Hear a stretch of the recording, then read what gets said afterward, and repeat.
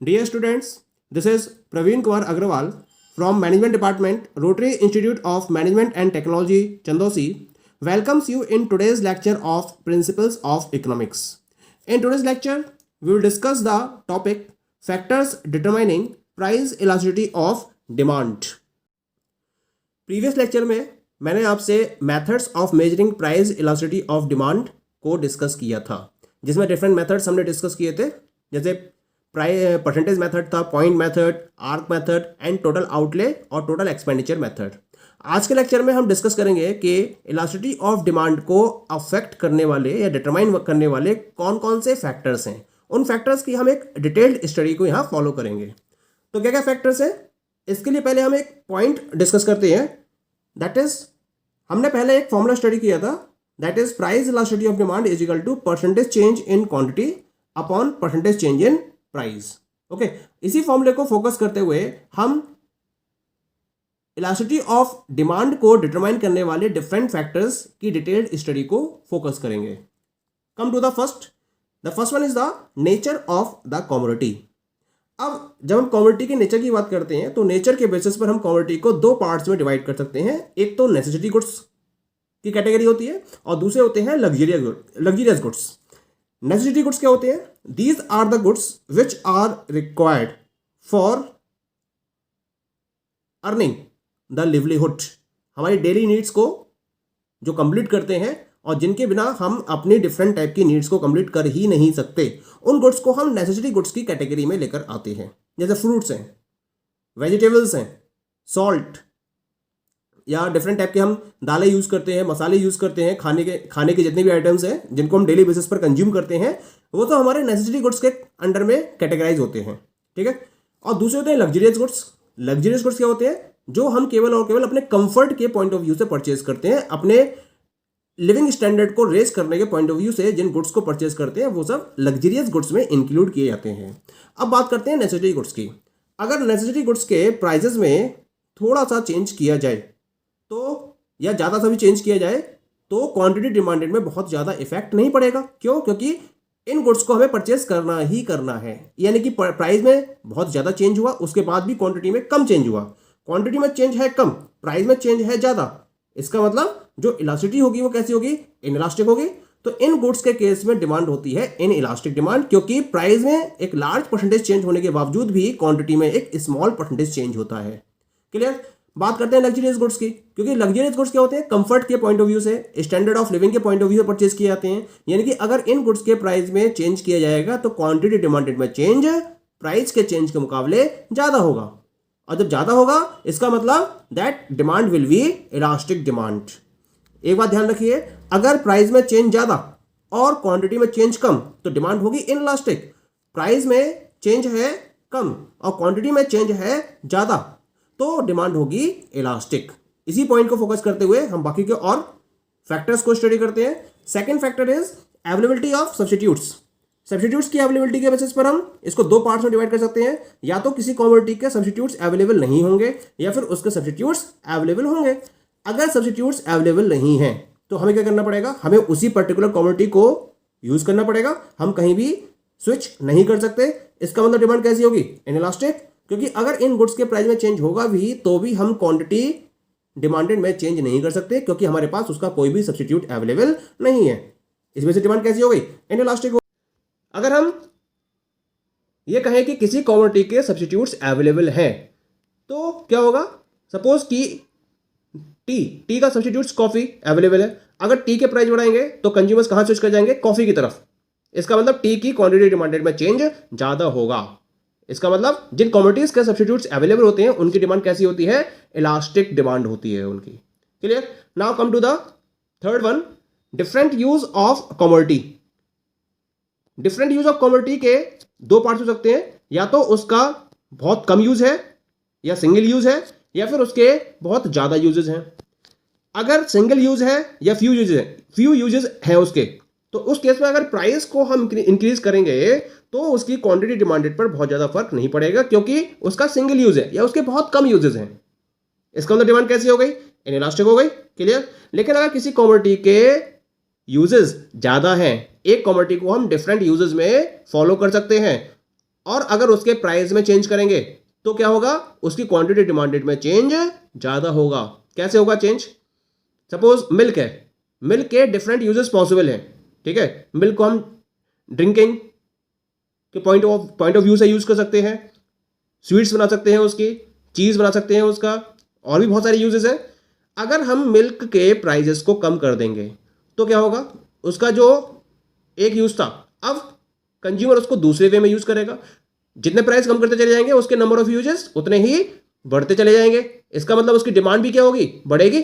तो प्राइस में चेंज तो कम होगा लेकिन क्वांटिटी डिमांडेड में चेंज ज़्यादा होगा अगर मोर यूजेस है तो। इसका मतलब डिमांड कैसी हो गई, demand will be elastic. Clear? Now come to the income of the consumers.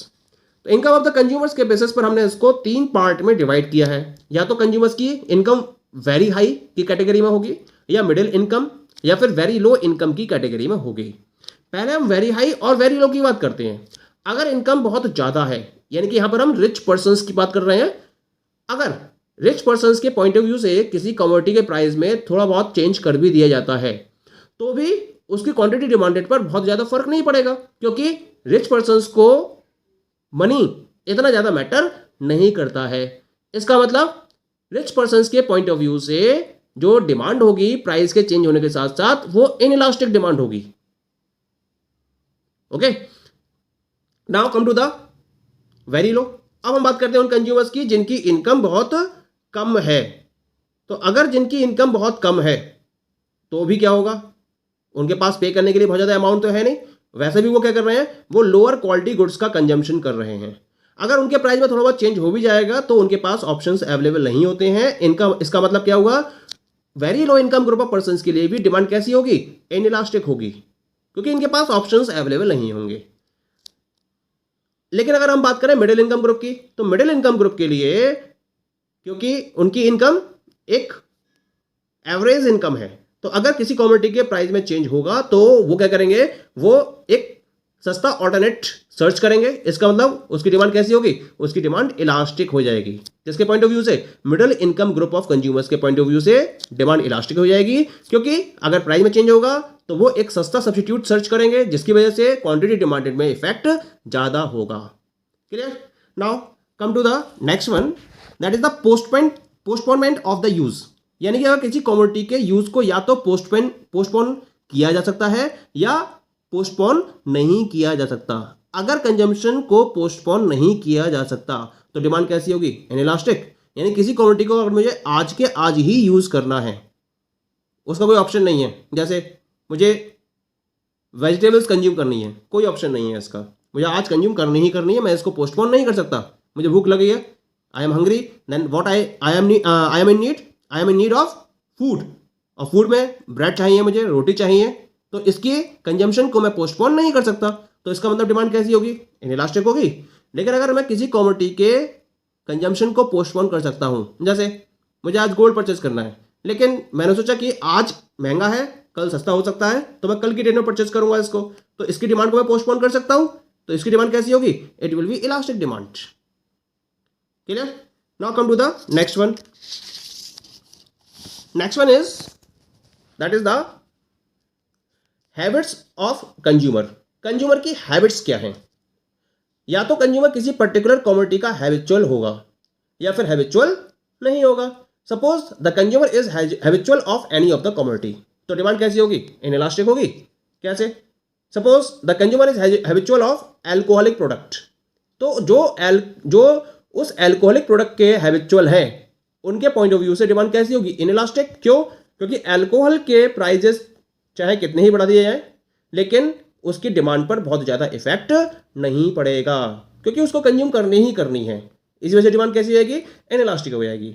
लेकिन अगर मैं बात करूं कि कंज्यूमर अगर हैबिचुअल नहीं है किसी कमोडिटी का, तो क्या होगा, उसके प्राइस अगर बढ़ेंगे तो क्वांटिटी डिमांडेड में चेंज ज़्यादा होगा, तो डिमांड कैसी आएगी, इलास्टिक डिमांड हो जाएगी। Clear? Next one is proportion of income spent on a commodity. क्या होता है कि जब हम एक बजट तैयार करते हैं तो हम कुछ कमोडिटीज़ पर अपने इनकम का ज़्यादा पार्ट खर्च करते हैं और कुछ कमोडिटी पर हम क्या करते हैं, इनकम का स्मॉल प्रोपोर्शन खर्च करते हैं। अब बात करते हैं जहां हम स्मॉल प्रोपोर्शन खर्च कर रहे हैं, मान लीजिए कि इनकम 10,000 रुपये है, इस 10,000 रुपये में से एक कंज्यूमर एक कमोडिटी को परचेस करने के लिए 100 रुपये खर्च करता है, तो 100 रुपीज़ एक बहुत स्मॉल अमाउंट हो गई। अगर उस कमोडिटी के प्राइस में चेंज होता भी है तो क्या करेगा, वो उसके डिमांड पर बहुत ज़्यादा चेंज नहीं करेगा, क्योंकि ऑलरेडी क्या कर रहा है, वो अपनी इनकम का एक स्मॉल पार्ट उस पर खर्च कर रहा है, तो उसकी डिमांड पर बहुत ज़्यादा इफेक्ट नहीं पड़ेगा। इसका मतलब उसकी डिमांड कैसी रहेगी, it will be in elastic demand. Clear. और अगर एक लार्ज प्रोपोर्शन खर्च कर रहा है और अगर उसके प्राइसेस में चेंज होता है तो वहां से वो मैनेज करने की पोजीशन में होता है, क्योंकि इनकम का एक लार्ज पार्ट खर्च कर रहा है, वहीं से वो मैनेज करेगा। जब मैनेज करेगा इसका मतलब कहीं ना कहीं उसकी क्वांटिटी डिमांडेड पर इसका इफेक्ट पड़ेगा। क्लियर। तो इस केस में डिमांड कैसी होगी, the demand will be elastic demand. Point is clear. Now the next one is time period. Time period के पॉइंट ऑफ व्यू से हम इसको दो पार्ट में डिवाइड कर सकते हैं, एक तो शॉर्ट पीरियड और एक लॉन्ग पीरियड। टाइम पीरियड का मतलब होगा कि कमोडिटीज को कंज्यूम करने के लिए इसका एक पर्टिकुलर कंजम्पशन पीरियड होता है। कुछ कमोडिटीज ऐसी होती हैं जिनको हम शॉर्ट पीरियड ऑफ टाइम में भी कंज्यूम करना होता है, जैसे ब्रेड है, बटर है या वेजिटेबल्स है। इन कमोडिटी के केस में इनका टाइम पीरियड क्या होता है, शॉर्ट होता है। और कुछ कमोडिटी ऐसी होती हैं जिसका consumption long period of time तक चलता रहता है। For example TV, fridge, AC, इन सब का जो कंजम्पशन पीरियड होता है वो लॉन्ग होता है। अब बात करते हैं जिनका कंजम्पशन पीरियड शॉर्ट होता है। अगर इन पर्टिकुलर कमोडिटी के प्राइजेज में चेंज होगा तो क्वांटिटी डिमांड में बहुत ज़्यादा चेंज नहीं होगा, क्योंकि इनको आपको शॉर्ट पीरियड ऑफ टाइम में ही कंज्यूम करना होता है। इस वजह से डिमांड कैसी होती है, इनकी इनइलास्टिक होती है। लेकिन जिनका कंजम्पशन पीरियड लॉन्ग होता है उस केस में अगर प्राइस में चेंज होगा तो इनकी क्वांटिटी डिमांडेड में ज़्यादा इफेक्ट पड़ेगा, इसी वजह से इनकी डिमांड इलास्टिक होती है। Clear. Now come to the next one, that is the price level. Price level में कुछ कमोडिटीज हायर लेवल प्राइस होती हैं और कुछ कमोडिटीज लोअर लेवल प्राइस्ड होती हैं। अगर कमोडिटी हायर लेवल प्राइस्ड है तो उस केस में डिमांड कैसी होगी, ऑब्वियसली इलास्टिक होनी चाहिए, क्योंकि हायर प्राइस्ड लेवल कमोडिटी के प्राइस में अगर चेंज होगा तो डिमांड में चेंज ज़्यादा होगा, इस वजह से डिमांड कैसी होगी, इलास्टिक। लेकिन अगर लोअर लेवल है प्राइस का तो ऑटोमेटिकली वो सस्ती है, कम प्राइस में अवेलेबल है, तो अगर वो थोड़ा बहुत चेंज कर भी देगी तो उसकी क्वांटिटी डिमांडेड पर बहुत ज़्यादा इफेक्ट नहीं पड़ेगा, इस वजह से डिमांड कैसी हो गई, इन इलास्टिक डिमांड होगी। The last one is the jointly demanded goods.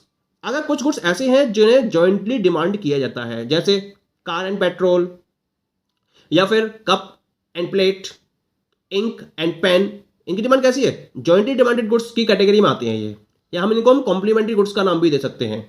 इसमें क्या होगा, अगर एक कमोडिटी के प्राइस में चेंज होगा तो दूसरी कमोडिटी की क्वांटिटी में बहुत ज़्यादा चेंज नहीं होगा। फॉर एग्जाम्पल अगर मैं कार की बात करूं और पेट्रोल की बात करूं तो पेट्रोल के प्राइस चाहे बढ़े या कम हो उसका इफेक्ट कार के डिमांड पर नहीं पड़ेगा, क्योंकि पेट्रोल तो आपको उतना कंज्यूम करना ही करना है, चाहे पेट्रोल के प्राइस बढ़े या पेट्रोल के प्राइस कम हो। इसका मतलब डिमांड कैसी जाएगी, the demand will be in elastic demand. Okay, so these are the points describing the factors determining price elasticity of demand. Okay, thank you.